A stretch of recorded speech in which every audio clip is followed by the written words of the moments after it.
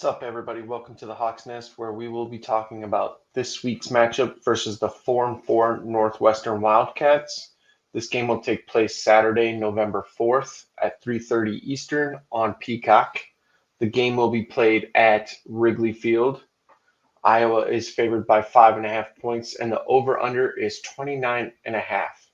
And a little side note on that: this is the lowest over/under in FBS history. It is also the fourth time in Iowa's last 12 games having historically low over-unders. The others were last week or 2 weeks ago, against Minnesota, which was 30.5. The bowl game versus Kentucky, which was 31.5. And last year's game against Minnesota, which was also 31.5. So coming off the bye week, there's a little bit of news. Noah Shannon is still waiting his fate from the NCAA. He's been allowed to practice, but hasn't been allowed to play, so they're waiting for that reinstatement. Carson Schar's targeting penalty against Minnesota has been overturned, meaning he won't have to sit out at any point this week. Cade McNamara stated officially on his social media page that he will be returning to Iowa next year. He had said it publicly, but just made it official. Cooper DeJean was named a semifinalist for the Jim Thorpe Award. And big news this week, Brian Ferentz will be stepping down from the Iowa football staff at the end of this season. And following that, Kirk Ferentz has been refusing to answer any questions about his future with Iowa. And so this week, heading into the Northwestern game, some of the biggest questions I have is, did Iowa's offense figure anything out during the bye week? This entire season has been pretty hard to watch. I'm not expecting a completely revamped offense, but at the same time, I would appreciate a semi-competent offense, an offense that's able to get more than 2.5 yards. And following that, has Deacon Hill finally figured it out? Well, I think he has the confidence. He's struggling in the minor skills area. He doesn't know when to put touch on his passes. Everything is a rocket. Some of his reads just aren't where they should be after having multiple starts. And does he finally have command over this offense? A lot of the teams are going to start focusing in stopping the run, much like Minnesota did, and they're going to make Deacon beat them. So I would like to have him actually have semi-control of this offense and able to move the ball. So matchups to watch with Northwestern it's going to be the battle of anemic offenses. Northwestern is ranked 119th in the country offensively, averaging just over 300 yards, while Iowa is dead last in the country, averaging only 232 yards. But while both teams have terrible offenses, they actually both have top 50 defenses.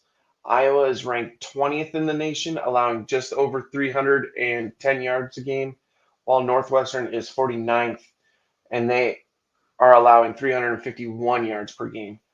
But Northwestern has also forced 9 turnovers and have a +3 turnover margin. So some Northwestern players to watch out for.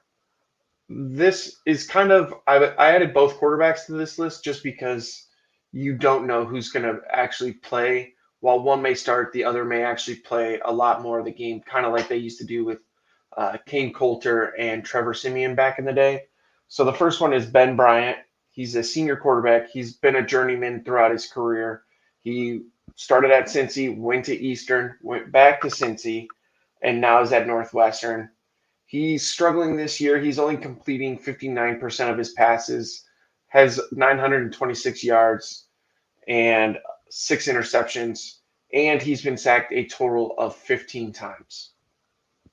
The second quarterback is Brendan Sullivan. He is a junior quarterback. He's the more mobile of the two, having rushed the ball 59 times for only 136, but I put mobile in there because he's not afraid to try to make plays outside the pocket where Bryant won't. He'll take the sack. He's a little bit more accurate than Bryant, having completed 65% of his passes for 633 yards and 5 touchdowns. The second player is Ben Kurtz. He is a senior wide receiver. He really got his opportunity to play this year, and he's ran with it. No pun intended. Coming into the season, he only had 38 receptions for 415 yards over 3 seasons, 0 touchdowns. This season, he already has 30 receptions, 474 yards, and 4 touchdowns. He is only 6 foot 190, but he plays a lot bigger than that. He's not afraid to climb the ladder and catch the ball at the high point, but he also has the elusiveness in you to make you miss in the open field and can burn you once he gets that separation. So I expect Cooper DeJean to be following him on both sides of the field, much like Cooper has done with the wide receiver ones of the last couple weeks. And the final player that I'm going to highlight is Bryce Gallagher. He is a senior linebacker for the Wildcats. He has been a force for Northwestern's defense over the last 3 years. For example, last year against Iowa, he had 9 tackles himself. This year, he's Northwestern's leader in tackles. He has 70 total tackles, 1 sack, 2 forced fumbles, including 1 recovered, and 1 interception. This guy is literally just everywhere. While he doesn't necessarily look the most athletic, he surprises you with how athletic he is. He can drop back in coverage, cover your tight ends across the middle, shallow posts, but then he can also use his speed to bull rush your tackles and get in there for sacks. I've also seen him on this year do stunts where he swims to the inside and takes on the guards. He is the kind of player that can just bounce around and will always be in a position to make plays. So this prediction for this week was actually really hard because both teams are struggling offensively while they have the good defense. And so for my prediction, I put Iowa 13, Northwestern 10.